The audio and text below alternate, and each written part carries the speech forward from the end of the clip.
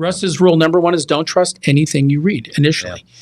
Let it play out. Give it a few days, maybe a week, and you're going to find that there's going to be a follow-up story. You're not going to find it on the headlines. Right, you have to dig but for that. It'll be there, Yeah. and you got to dig a little bit, and you're going to find that the story you thought was a big deal, not quite as big of a deal. Right. And always question research. Whenever you read, according to some research organization, who are they? Look them up. Do a Google search, and you're going to find out oftentimes they have a funding mechanism behind them. That is, tell me what I want to hear.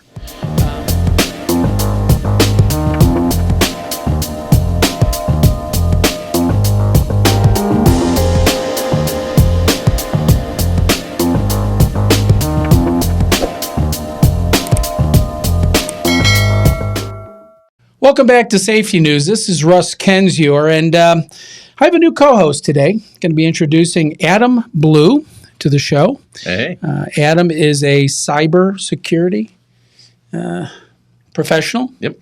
So we're talking about cyber safety. Is that a good way to round it out? I think so. Cyber safety. Yeah. We're going to talk a little bit more about that later on in the show, but wanted I guess go ahead and introduce yourself. Tell the folks a little bit about yourself. Yeah. Well, yeah. My name is Adam Blue. Yeah, and I'm a cybersecurity professional.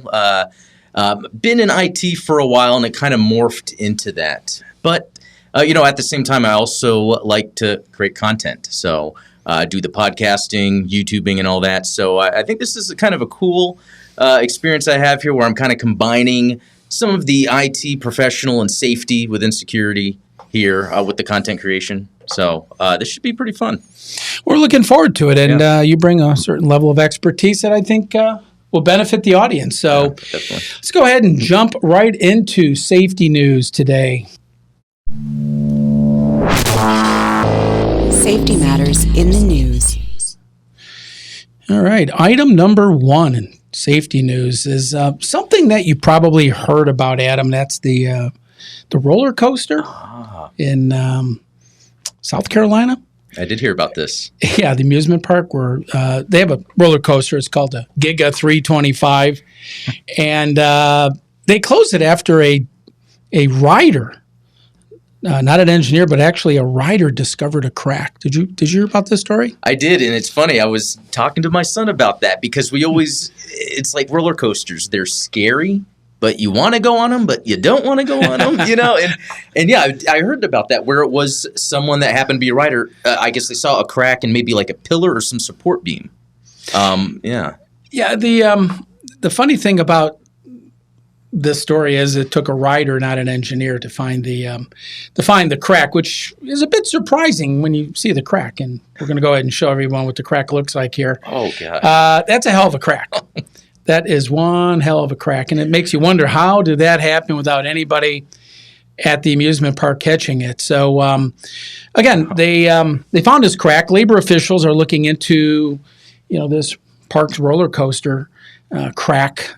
Jeremy Wagner is a gentleman who posted on Facebook a week or two ago that he discovered the crack on the Fury 325 roller coaster at the amusement park, which they, of course, shut it down. A visitor at Carowinds Amusement Park in North Interesting Carolina story. noticed a crack in the support pillar of the Fury 325 roller coaster while people were on the ride. The concerned visitor, Jeremy Wagner, reported the issue to park officials, who promptly closed down the ride. Carowinds' maintenance team is currently inspecting the roller coaster to assess the extent of the damage. The park prioritizes safety and conducts daily inspections of all rides, including Fury 325. Fortunately, no injuries were reported due to the crack. The Fury 325 coaster is known for being the tallest, fastest, and longest Giga coaster in North America, with speeds of up to 95 miles per hour and a peak height of 325 feet. All right, now you notice what they said. They said that the park prioritizes safety, and they inspect the ride every day. I want you to keep note of that because the story does evolve. We're going to cover what happened kind of after that.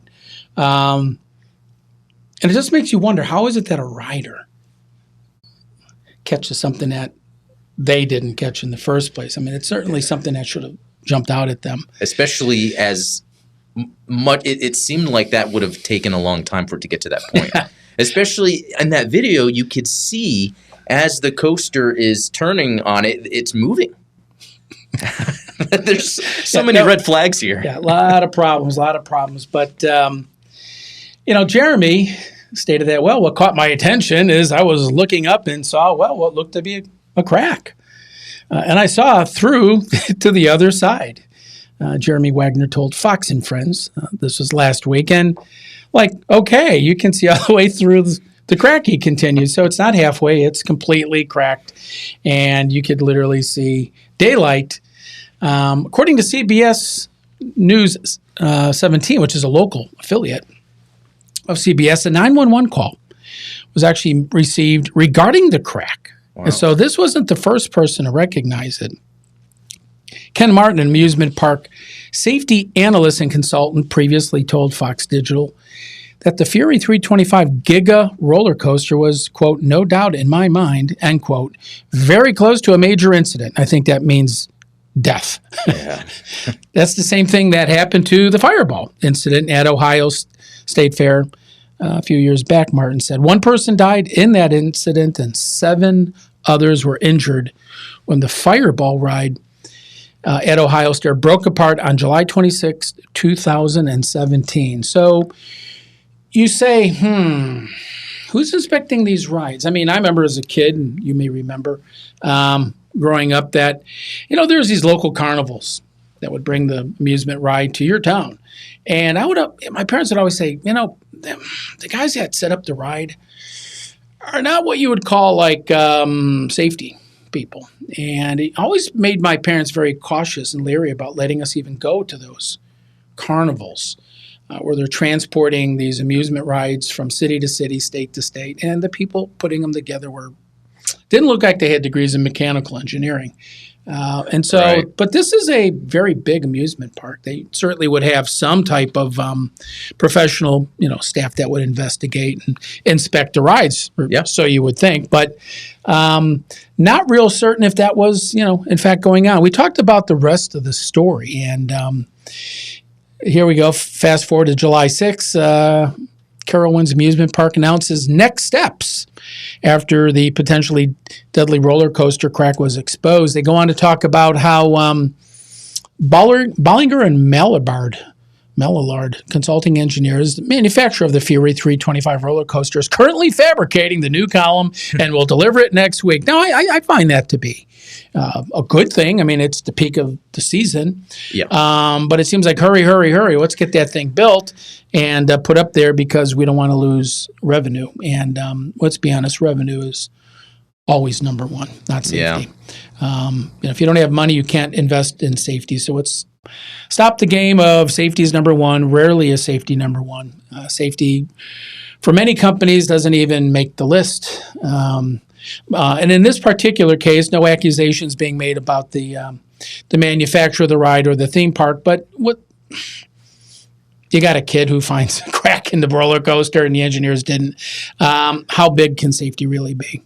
Yeah, and so I wonder, do they have to have someone that's certified to have a position like that at an amusement park? Or do they just hire someone that they can? It's just like, hey, can you do this job? Sure. Yeah, who's in charge of that? Yeah. Who's in charge of safety? I'm sure they have somebody, but it says following the installation of the new column and as part of our formal protocol for rides, such as Fury 325, we will conduct an extensive series of tests to ensure the safety and integrity of the coaster.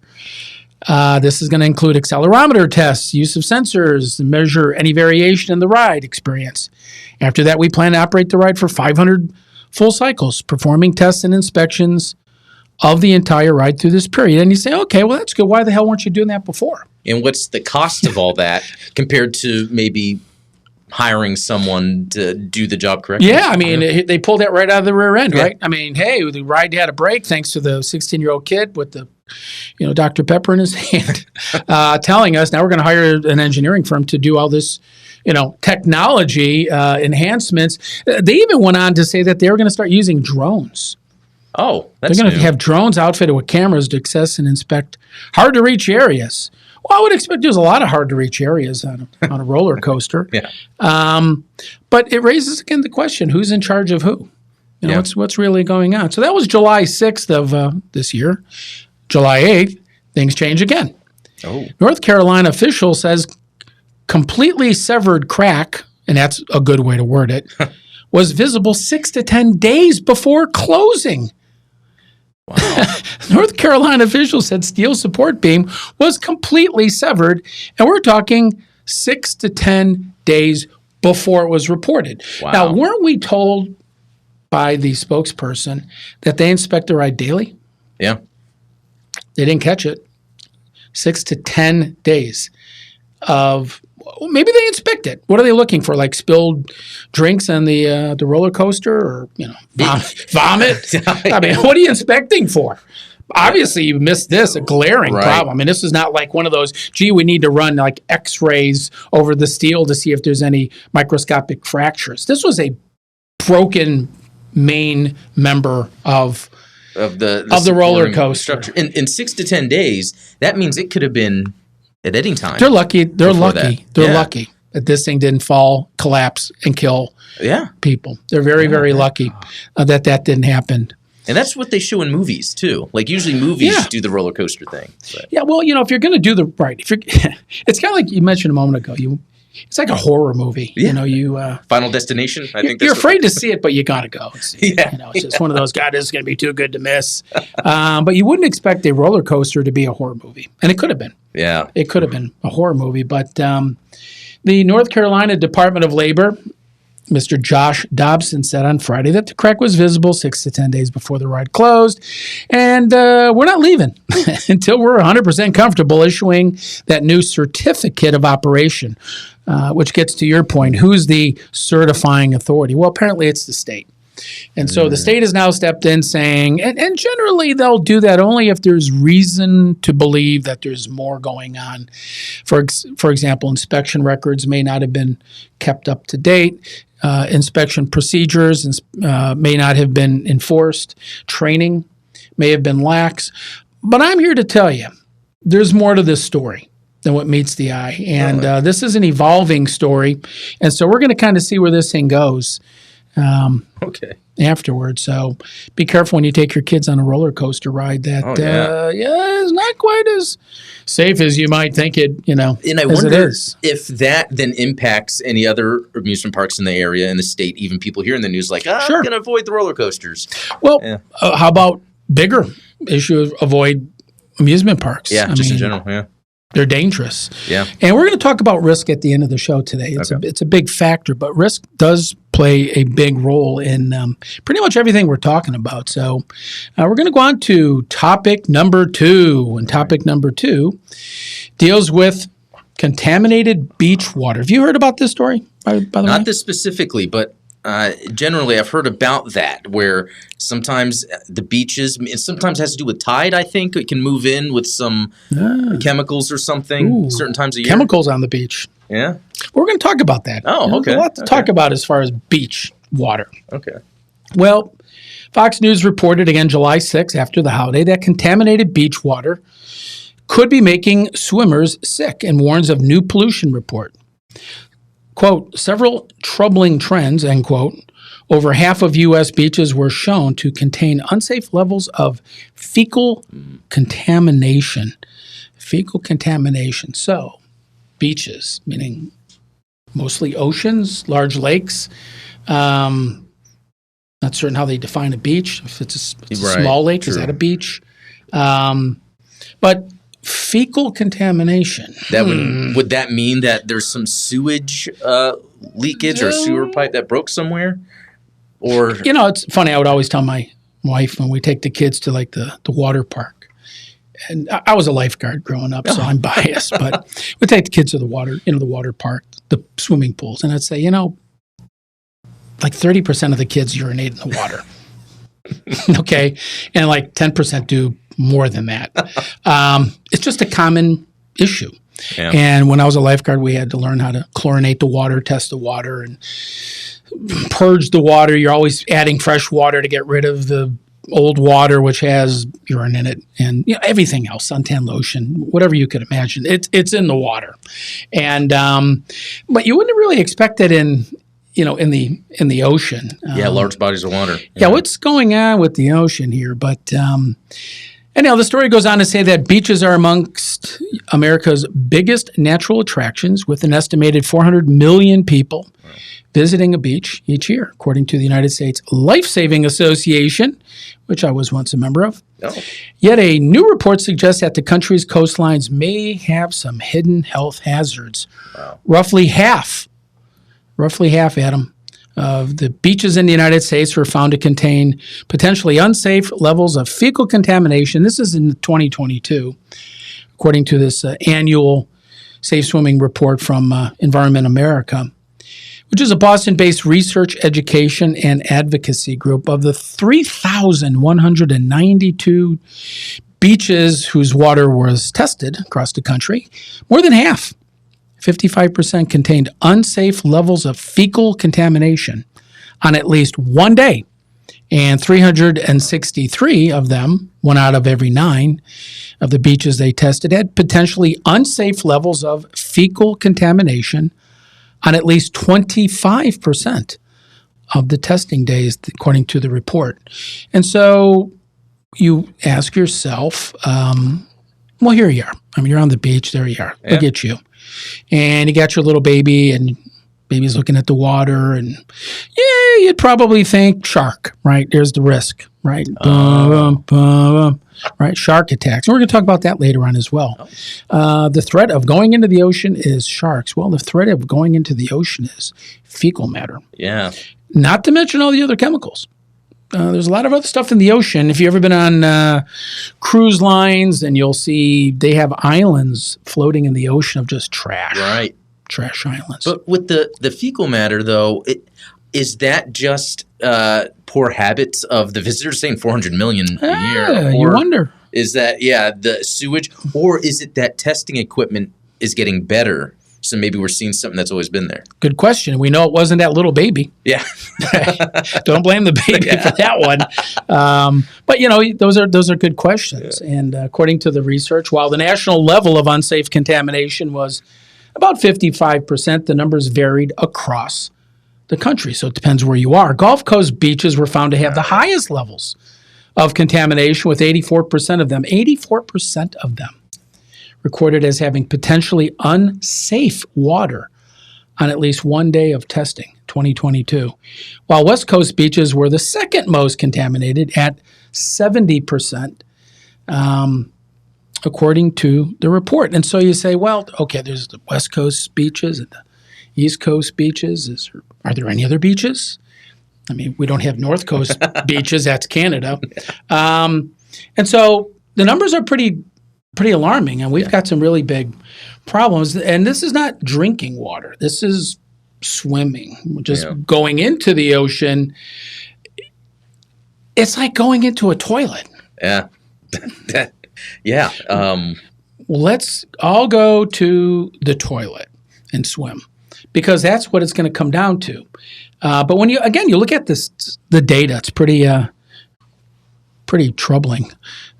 Great Lakes, 63% had unsafe levels on at least one day. East Coast beaches, share of contaminated beaches, 48%. Alaska and Hawaii. Now you sit there and you go, Alaska? Yeah. Alaska. I mean, who's in Alaska? I know. That would be polar bears. I mean, where's that coming from? Yeah, 24% unsafe. In 2022, Adam, nearly 9,000 beach closings or water advisories occurred due to water that was contaminated from pollution. More than half of those advisories or closings lasted at least 3 days. And so, Yeah. So, does the story dig deeper? Yep. Okay. Thanks for asking. People who swim in waters with fecal contamination are at risk of developing gastrointestinal illnesses. We all know what that is. Yeah. According to the EPA, symptoms can include diarrhea, nausea, vomiting, stomach cramps, low-grade fever, and or muscle aches or headaches, per the Mayo Clinic. So you go to the beach and you go out for lunch, or you bring a lunch and you go home, and later that night you start getting some of these symptoms. How many people would associate that with the water in the beach? they would say it must have been the jumbo jack. or dehydration in the sun. Dehydration, stomach flu, food poisoning. Yep. How many people would think that their illness was derived from water in the ocean, water on the beach? But in fact, that's the case. So you have these microbial contaminants of recreational waterways is directly linked to this problem of contamination, fecal matter, gastrointestinal illnesses, skin problems. There's another symptom. Eye infections, other diseases. This is from Johnson Arbor. People can also develop gastrointestinal illnesses, including hepatitis A and norovirus, after eating shellfish that's been harvested from polluted waters. Gastrointestinal illnesses most commonly occur after people swallow polluted water.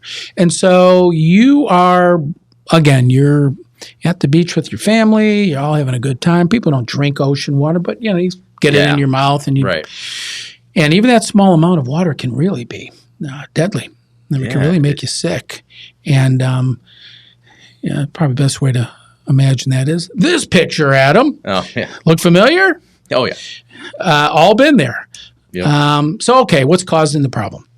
What's going on? The bacteria found in seawater, now we're talking oceans only, not lakes, primarily comes from stormwater runoff, sewage overflows, and in some places, manure from industrial livestock production, according to the Environmental America's report. One of the biggest factors in water pollution is the increased development of homes, roads, and parking lots, which can lead to a greater amount of polluted stormwater that winds up in the oceans, per the report. Since 1996, there have been a 12% increase in land development in coastal areas, totaling over 4 million acres, according to the Office of Coastal Management in Charleston, South Carolina. So blame it on the cows. Don't we blame everything on the cows now? Global warming. That's right. The methane getting into the atmosphere. Methane. I mean, the cows are the problem, right? Let's blame it on the cows. So you got to have a lot of manure to create that level of contamination. Yeah. But what they're really saying is stormwater runoff, meaning the storm drains that are in front of people's homes. Yeah. Sewage waste probably are in the mix there. And the more they're saying that they're building homes or neighborhoods around or near beaches, the more likely that water is going to go somewhere. Right. A lot of people imagine this kind of thing. Oh, yeah. No, it's safe, Adam. Don't worry about it. This is all you can drink that water. You can drink that water. Sure. But a lot of people will think, it's industrial waste. Well, I guess cow farms or any type of livestock farming where manure is run off. But you ask yourself, weren't they raising cows 5, 10, 20, 100 years ago? Yeah. Same area, same deal. Why wasn't it a problem then? Maybe it was different cows. Yeah. Maybe it's just cows that didn't poop as much. Yeah, maybe that's what it is. Yeah. I mean, it would even go back further. Yeah. I mean, humans have been domesticating cattle for so long. Right. Think about it. I mean, why now? What makes it different now? Stormwater runoff, overpopulation, I guess is what they're trying to say. The story continues because it never is what you see. By the way, if you see any of these stories on mainstream media, assume they're false. Okay. Or at the very least, biased. You get some of the information, and later on it changes, or the story evolves, and you never really get to hear the evolution because it's no longer news, right? I mean, the spontaneity of the roller coaster crack is all that you remember, and 2, 3, 4 days later, they knew about the crack before, but that doesn't make the news. Okay, it's all about what's exciting for today. Yeah. And so this story is going to have legs, I promise you, because there's more to it. They talk about other sources. Now it's pets.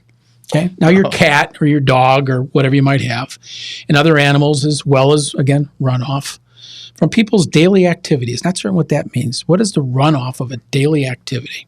Yeah, it makes it sound like someone is relieving themselves as they're walking the beach. They'd have to have an elephant, parade. Lawn irrigation, they talk about, fecal bacteria, germs. Now it's kind of getting to be a stretch. Factory farms are major source of fecal pollution, as heavy rains can carry manure from livestock into nearby rivers, creeks, and streams, which of course feeds into the seawater. Again, I get back to the same question. Wasn't there these fecal farms 5, 10, 20, 100 years ago? Didn't seem to present the same problem. What's changed? What makes the problem different? We're not getting that answer.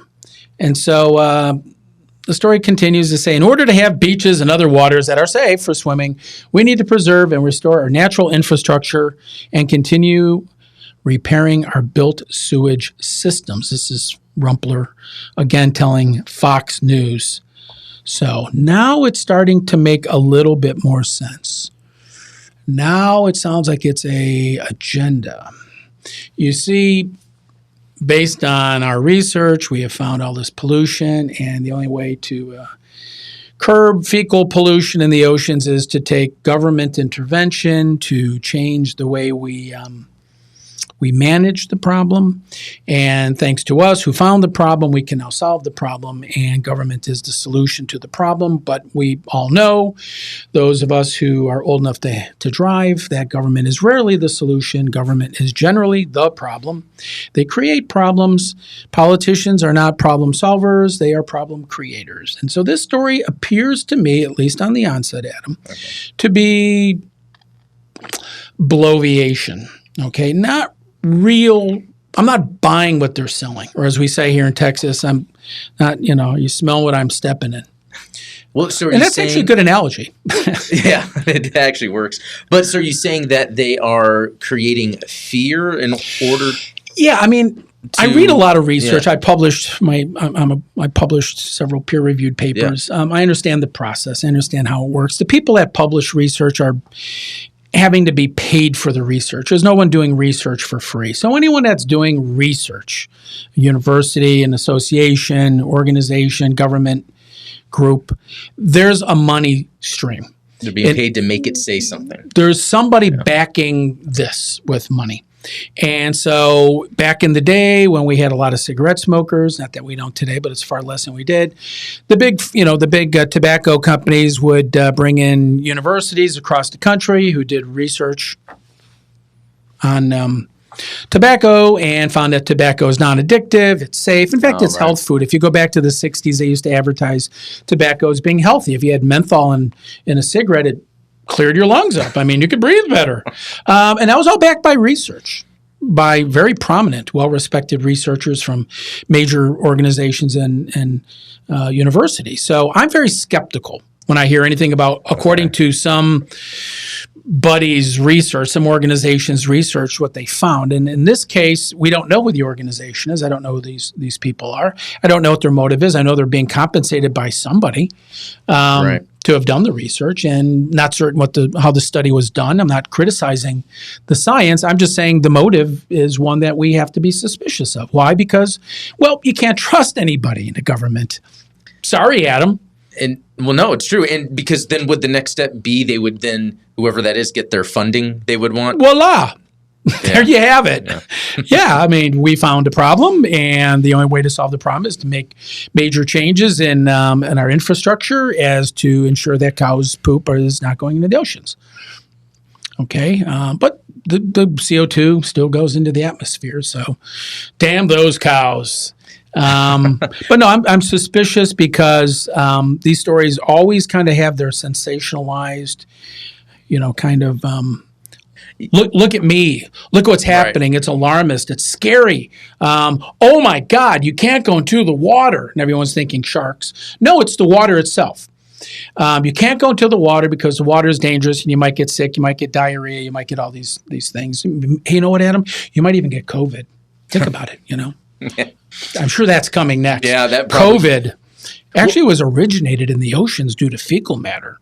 So I'm not really buying the whole research side. Well, yeah, because it pointed out 400 million people a year will attend, but we're not hearing of some pandemic of people going to the beaches and then being sick. That would have been linked. They would have closed the beaches. They would have had people stay indoors. But good point. Yeah. Stay indoors. Don't go outside. The water's unsafe. But you would you're right. I mean, with this such a high percentage of fecal matter contamination, you would think that beaches would be closed. Yeah. Didn't know if anybody actually, science is all about testing. You set forth a theory, you test it, you prove it's correct, or you disprove it, or perhaps it can't be proved one way or the other. Right. But the key to science is reproducibility. I want to repeat your science. I want to repeat what you did. Not certain what these guys did. Not certain how they did it, where they did it. But what they basically found is pretty much all the beaches, lakes are all contaminated. They're all unsafe. That was their conclusion. And I'm not over-exaggerating, but the vast majority of America's beaches are in real trouble. And that's troubling, Yeah. But anyhow, number 2. That's interesting. Subject number 3. Oh, my God, Adam. It is a safety alert, buddy, huh? So, water safety alert. We're going to talk about water safety a little bit more broadly, and I do this because it's public safety. Yeah. I've done several programs on water safety with amoebas in the water. It gets in people's ears and eyes, and it destroys their brains. And that kind of came and went. That story but it always comes back. There's always the amoeba story. I'm sure we're going to have another amoeba story sometime this year. We talked about drinking water safety. Interviewed several prominent experts in that field on my podcast and radio show, which I would recommend people kind of check out. But when it comes to water safety, we just have a whole different view. And for example, if you look at the CNN Health, July 6th, 2022, about a year ago. Mm-hmm. Nearly half of the tap water in the United States is contaminated with forever chemicals, quote unquote. Forever chemicals. Government study shows. Have you ever heard that story about we have forever chemicals in our water? Forever chemicals? No, what? Forever. Yeah, I mean, what is that? Just nothing's forever except for diamonds, right? Apparently. Cockroaches, they live forever. Yeah. So we have forever chemicals, Adam, in our drinking water. Did you know that? So it's just something that never breaks down. It never just breaks stays there down. forever. Look, almost half of the tap water in the United States is contaminated with chemicals known as forever chemicals, according to the study from the U.S. Geological Survey. So again, look at the source. You have government researchers looking for a problem. Because you see, if there's not a problem, then we don't really need all of these people in a government. Yeah. It's not some guy with his Dr. Pepper taking a picture of the forever chemical and posting it on Facebook. Yeah. I mean, government researchers cannot help but find something wrong because that justifies their employment. And I know that sounds cynical. And it probably is cynical, but it's oftentimes true. There's been instances where that's been the case. So I'm going to shake my head and say, okay, the U.S. Geological Survey found that our water is unsafe. The study goes on to say that the number of people drinking contaminated water may be even higher than what the study found. In other words, the crisis may be even bigger than we thought. However, because the researchers, they weren't able to test for all these polyfluorinated alkyl substances, or PFASs. So there's a new acronym, PFAS. Yeah. These are chemicals that are considered dangerous to human health. There are more than 12,000 types of PFASs, according to the National Institutes of Health. But this study looked at only 32 of the compounds. Now, let me go ahead and remind our audience, who was the spokesmodel for the NIH? Who was that person? Who was the spokesperson? Oh, Anthony Fauci. Oh. Yeah, Dr. Fauci. Oh. Yeah, Dr. Fauci. He's the spokesperson, remember? Yeah, NIH. They didn't actually have a public relations person. It was Dr. Fauci. And so we look at the story now, and you say, well, according to Dr. Fauci, let's kind of insert that instead of National Institutes of Health. According to Dr. Fauci, everyone's going to get sick. Okay, there you go. We're all going to get familiar. sick. I don't know. Right off the bat, I just don't trust this. What's the motive? What's the angle? What's going on? What are they building up for? What's the deal? Where is this going?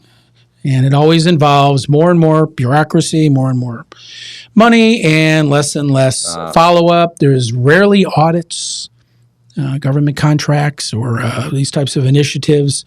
Billions and billions of dollars are spent. Never really find out where the money went. It's kind of like our infrastructure bill. We spent how many trillions of dollars on infrastructure? Let me tell you, the roads in my town, everywhere I go, suck.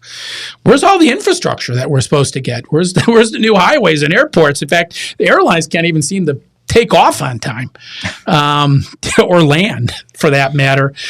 So we go around and around and around, and we really get nowhere. And so it really makes you wonder what's going on here. So the PFASs, these families of synthetic chemicals that linger in the environment and the human body, exposes us to problems like cancer, obesity. Now, really, come on. Wait, what? I mean, okay. You know what? I'm going to use that one when I go to see my doctor. I'm going to use that one with my wife. It's not my fault. It's the forever chemicals in the water. And we have to have water. I'm a victim.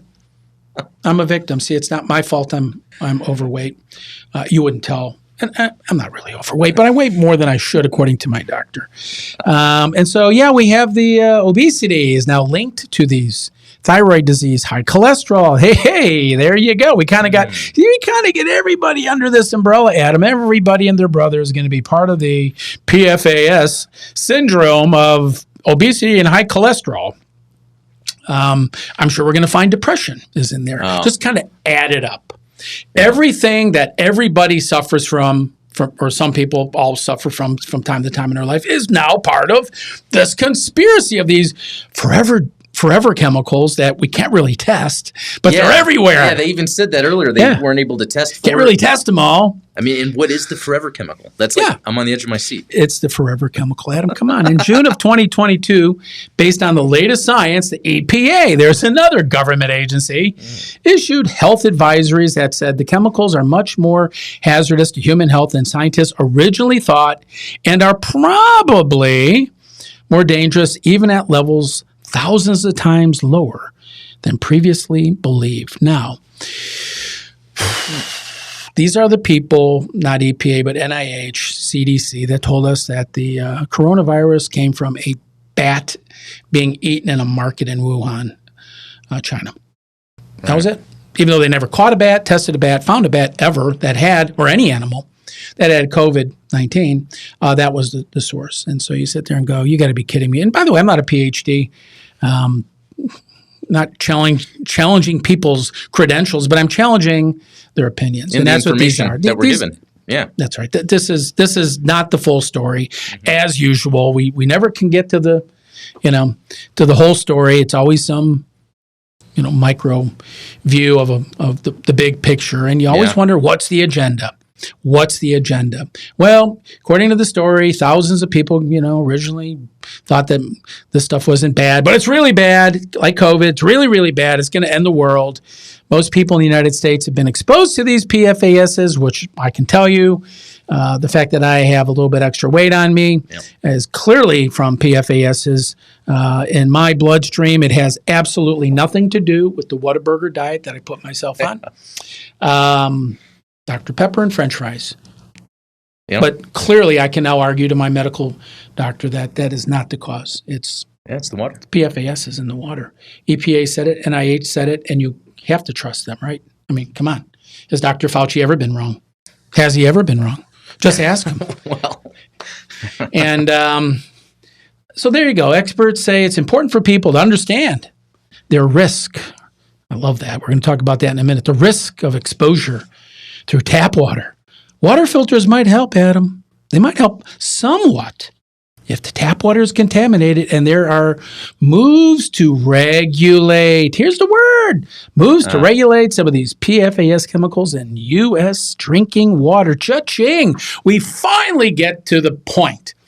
It's regulation. We found something in the water that we can now and should regulate, and your water filters kind of help, but not enough. Now, I'm not certain what they're proposing, but it certainly sounds like we have a lot more government coming. And it's interesting because this and the previous story are almost related.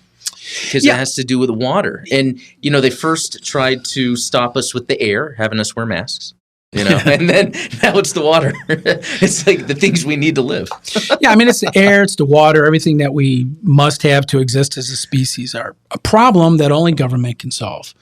And so the story goes on. Believe it or not, it gets better or worse, depending how you look at it. So they go on to say, well, where are these PFASs concentrated?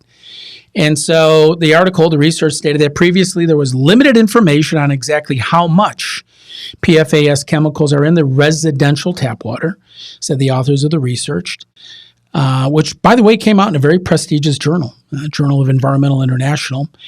They added that this study is the most comprehensive to date that includes both private wells and public water sources. And I find that particularly interesting because I'm a guy that has a private well.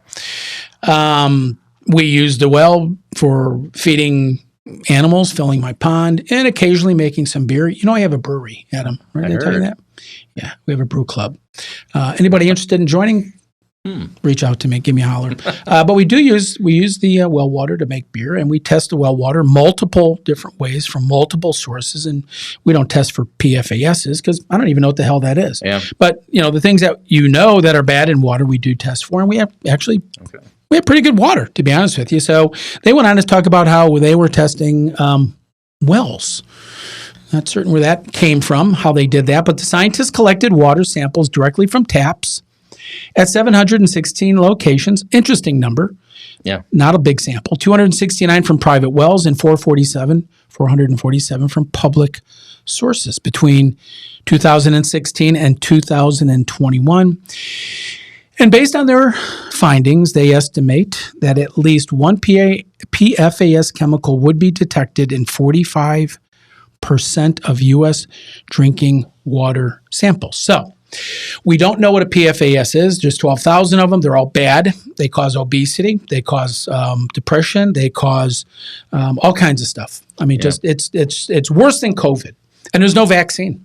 You can't mandate a vaccine because they don't have one. But they're everywhere. We're surrounded by them. We drink water. Anytime we drink water, it's contaminated. And there's probably some truth to that.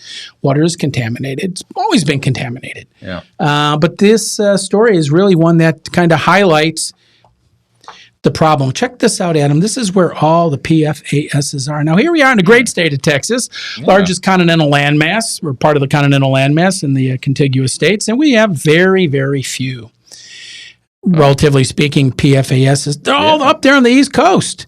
Colorado's got something going on there. Yeah. Florida's got a big PFAS problem. Certainly don't want to drink the water in Florida, but check out the sleeper.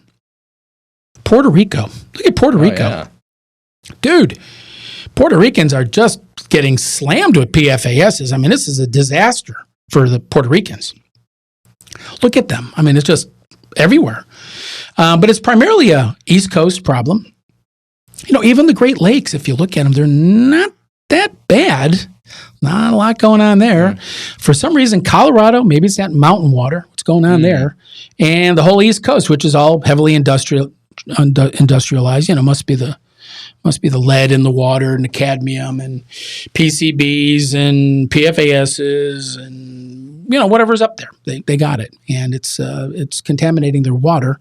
But wouldn't one expect, if you were to kind of look at the map, would one not expect that the locations that you see highlighted, the big blue circles, would have a significantly higher number of obese people, diabetes, cancer, all the symptoms that they claim these PFASs are linked to? Wouldn't you think that, wow, I mean, hell, go to Nevada, Utah, Idaho, Arizona, New Mexico, and even Texas. Dude, you're safe. You're good to go. There's nothing to worry about. But if you go to Jersey or the East Coast, you're screwed. I mean, Massachusetts, you're in PFAS. You're like a smorgasbord of PFASs. It's a buffet. Interesting link there because in Colorado, you get a lot of people that are outdoorsy, skiing, and all that. Yeah. And you don't necessarily associate obesity with that. So if someone was to do the scientific, reasoning behind it, it doesn't seem to. They're obese. You just don't know it. It's like COVID. You got it. You didn't know Yeah. it. Most of the contamination came from water sources near urban areas and in areas that generated PFAS, like manufacturing, that used chemicals in its products or sites where waste was collected. The highest concentration of these PFAS chemicals in drinking water were found in the Great Plains, Great Lakes, Eastern Seaboard, and Central Southern California, according to the study. Now, okay, not certain where that came from because the map they just put out kind of told a little bit different story. So we don't know what they are. We think they're bad. Yeah. They're everywhere. And we know one thing. The researchers said we need to start regulating this stuff that we don't know and don't understand. That was the only definite thing that came out of there. We got to study it and we got to regulate it. Yeah, right? I'm curious about this PFAS thing. Yeah. PFAS that's going to be the new acronym. Okay. COVID was, that's so 2020. It's not PFAS. Okay. So you mark my words, you're going to start hearing more about how we need to regulate water and the EPA's role. We're going to have to hire a couple thousand more EPA people to, to regulate all of us because we don't really know what to do. But we're drinking water. What's wrong with us? but I wonder if there's some regulations to be put in place. Is this maybe to have more of a grip on the bottled water industry?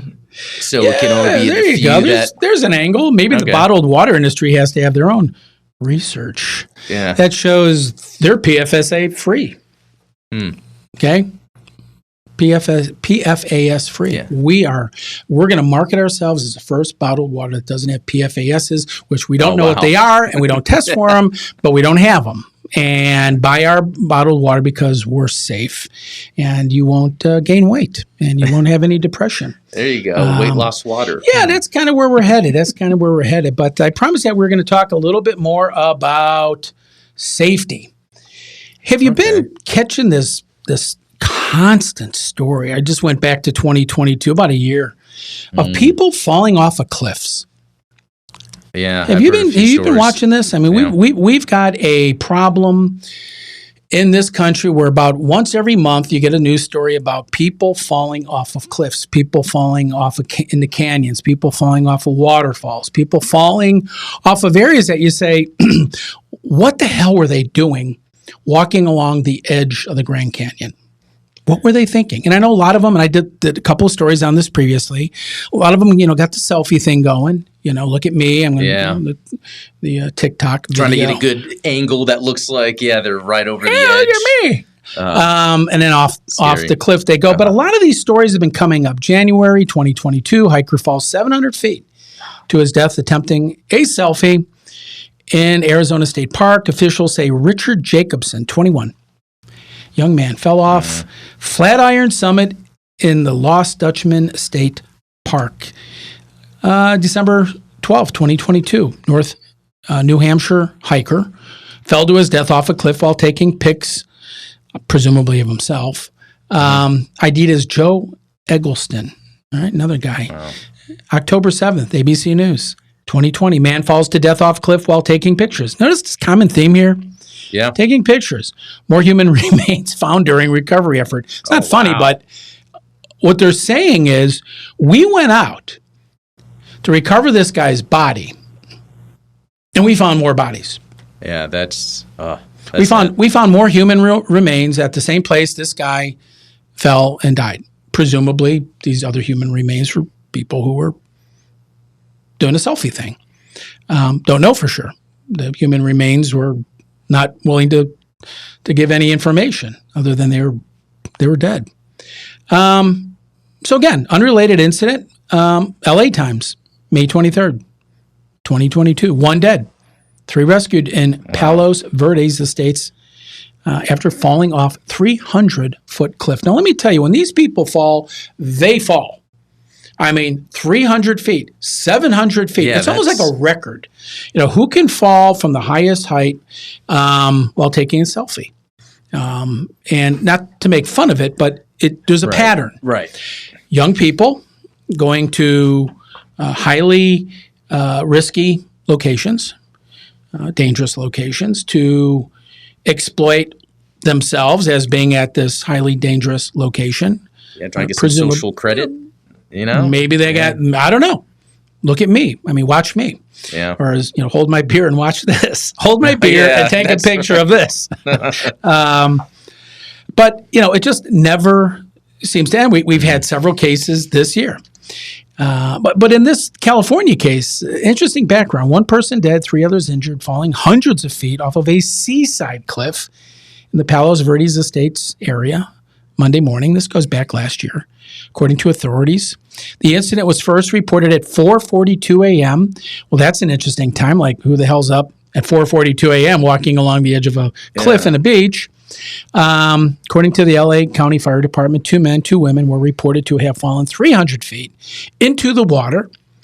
1 person pronounced dead shortly before 6 a.m. and 2 people transported to a local hospital in critical condition, authorities said. The 4th person received minor injuries. Presumably they didn't fall 300 feet and were released. It's unclear how the people fell over the cliff. So we've got a lot of cliff hangers, a lot of people falling off of cliffs. But it doesn't end there, Adam. Oh, no. But wait, there's more. It's kind of like an infomercial. July 4th, this year, Dad falls 200 feet to his death from cliff while hiking with wife and 5 kids near Oregon's Multnomah. Yeah. Multnomah. That's a new one for me. That's an Indian name. Falls. Authorities say a father died over the weekend when he fell 200 feet hiking with his wife and 5 children. That may have been a hold my beer and watch this moment. Yeah, showing off in front of the kids. The Multnomah County Sheriff's Office on Friday identified the man as 41-year-old Geraldo Hernandez Rodriguez of Beaverton, Oregon. Hernandez Rodriguez was hiking with his family on a popular trail, which I did not know this, but Multnomah Falls is the state's highest waterfall. It's a big waterfall. Sheriff's deputy found Hernandez Rodriguez at the base of a cliff near a highway. Near a highway. Didn't know the falls land on a highway. Directly below the trail where he slipped. He did not survive the fall, the sheriff's office said. And officials believe, alcohol. Alcohol impairment was likely a contributing factor in the fall. So, hey kids, let's go for a hike. Check this out. I'm going to walk across the top of this this waterfall, and it's going to be awesome. Y'all can take pictures of this and show it to your friends. By the way, do you see what this thing looks like? Look at the size of this thing. Wow. There's a waterfall. Now, I don't know where the highway is. Well, maybe he fell in the water, and then the water washed. Eventually, they found his body kind of in a stream near a highway. But check this out. I mean, now you're looking at that. So the first thing come to your mind, hey, I want to walk across the cliff edge at the very top where the water's coming out. I mean, is that what people, oh my God, if only I can get up there. Oh, that'd be so awesome. Yeah, there's something about it. I mean, it's cool, but at the same time, a little scary. Especially with the kids, poor kids and that, but especially with the kids, there's a little more of caution. Well, wouldn't you think, hey, kids, parents' role is to teach kids, don't run with scissors. Be careful when you cross the street. Look both ways. Yeah, exactly. Not many parents would say, hey, kids, let's go up to the falls and we're going to walk across the edge. I mean, that's almost like child abuse. I mean, dude, and mom's there. I wonder if mom had a few under her belt. I mean, who came up with that idea? But Adam, it all comes down to risk. Yeah. It all comes down to risk. People often miscalculate risk. And for some, it sadly costs their lives. Think about risk. About everything you do, and from the minute you get up to the minute you go to sleep is about risk. Drinking water is risky. Walking across the falls is risky. Or choosing to go on a roller coaster. Oh, hey, can't do that. Yeah. That'll kill you. So everything we do in our life, everywhere we go, involves risk. Yeah. And most people, when they think of risk, they think of different types of risk. They think of, for example, the risk of getting eaten by a shark. Yeah. Now, if you're to look at the risk table, look closely at them. Heart disease, number 1, cancer, stroke. Check out, flu. Not so certain about that. 59,000 people died. So your chance of dying of the flu is 1 out of 63. Really? Car crashes, 1 out of 84. Look at falls. 1 out of 218. Yeah. I happen to know that the fall data is a little wrong there. The fall data is actually more like 112 people. Or the risk is 1 out of 112 are most likely to die as a result of a fall. And that's almost the same exact number, 1 out of 112 for automobile accidents. So the risk associated with some of these things is also debatable. Now, this is published by, I think, the University of Florida. But nonetheless, I want to bring up sharks. Yeah. Because everywhere you look today, it's Shark Week. Yeah. There's a shark movie story. Coming out. Yeah. There's another shark movie. Yeah. There's episodes on the History Channel and Discovery Channel and the Science Channel and you name the channel where it's about sharks. There's a fascination with sharks. There's a shark ready to bite you. Right? I mean, everywhere you turn, there's sharks. And I thought, well, let's look at the numbers. So go on all the way to the bottom, Adam, and see where it's emboldened. Yeah. Shark-related fatalities. The odds of being killed by a shark is 1 out of 4,332,817. 1 out of 4 million. Now, look at the rest of the list and add it all up. You don't get anywhere near. I mean, fireworks, train crash, lightning, sun heat, exposure, excessive colds, cancer, heart disease, gunshots, you name it. Add them all up, Adam. I'm glad I don't really have to. I'm not good at math, but I get what you're saying. My point is the chances of getting killed by a shark is extremely remote. Yeah. But the fear that people have of sharks is that's true. serious. It's like ingrained in us. Yeah, that's right. Don't go in the water. Well, you don't want to go in the water because of fecal matter. Well, sure. But you don't want to go in the water because of sharks. Yeah. Now, your chances of getting diarrhea from the water is far greater than getting eaten by a shark in the water. Yeah. But if you were to ask people that, you're afraid to go into the oceans? Why are you afraid to go into the ocean? Well, sharks. What do you mean, shark? I mean, afraid you're going to get bit by a shark, killed by a shark? Well, of course, Russ. Sharks. I mean, come on, you're a safety guy. Don't you know that? And I'm like, well, let's look at the numbers. And so the numbers speak for themselves, Adam. Yeah. 4 million. 1 out of 4 million people. And that's, there are a lot of, when you think about 4 million, that's population of Dallas. Well, in that previous study was saying, 400 million people a year go to beaches. Not all beaches are going to have sharks. Yeah. Well, that's also true. There's a lot of beaches that don't have sharks. Now, some beaches might have a higher concentration of sharks. What kind of sharks bite people more than others? Yeah. We can go on endlessly. But the reason I'm bringing up the point is we really misunderstand as a society risk. We don't get it. We get misled by the mainstream media all the time. We're misled by government all the time. You got to be suspicious of everything you read or hear, and you got to use your own brain. As I tell my kids, you got to think for yourself. Do not trust anybody's research because as soon as you buy into it, they used to do this, hamburgers cause cancer. If you overcook a hamburger, it causes cancer. Then another study came out and said that's the complete opposite. Hamburgers are health food. It just goes on. Yeah, cigarettes, safe, they're unsafe. We can go on and on and on. Eating fat is bad for you. Eating fat is good for you. It never ends. But at the end of the day, there's always some motive. And because they understand people don't understand risk. Now, the risk that people generally do have some, understanding of are risks such as their general safety.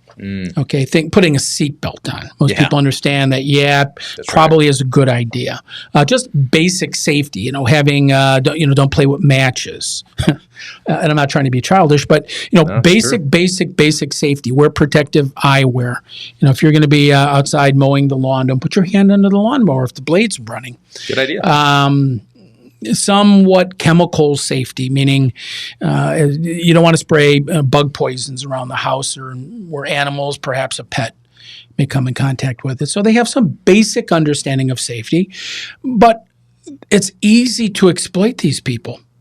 They're played all the time, every day, because they don't understand risk. And when you don't understand risk, you can be manipulated. You can be molded. Financial risk.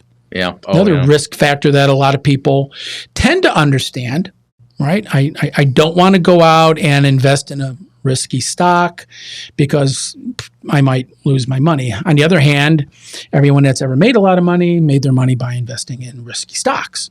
That's right. And so when it comes to financial risk, I don't want to lose my job. In fact, that's kind of related to the next one, career risk. That's right. I don't want to lose my job because I need the paycheck to pay the bills. And if I don't have a job, I can't pay the bills. The world will come to an end. And I'll just go ahead and swim in an ocean and take my life via drinking fecal matter. So we get financial, we get career risk, little career company politics type of thing. Understanding that the life cycle of our careers is relatively short. And so where do you want to be when you grow up? What do you want to be when you grow up? Read that story the other day, Adam. Back when I was a youngster in the 60s, growing up, most people of my generation are baby boomers. We wanted to be things like astronauts. I want to be president, or we want to be like, a fireman. Or policeman, God forbid. You think there's a kid in America today that wants to be a policeman? Even the policeman's kids don't want to be policemen. You know what the number one job that this year's high school graduation class aspired to be? What do you think it was? What profession? YouTuber. Close. Podcaster. You're getting warm. Influencer. Just social media. Boom. Influencer. Wow. Yep. That's Influencer. What are you going to influence? And who are you to influence anybody on anything since you're influenced? You're not an influencer. Yeah. You're an influenced person. And because of this whole problem of risk, Adam, we find ourselves in a very precarious position.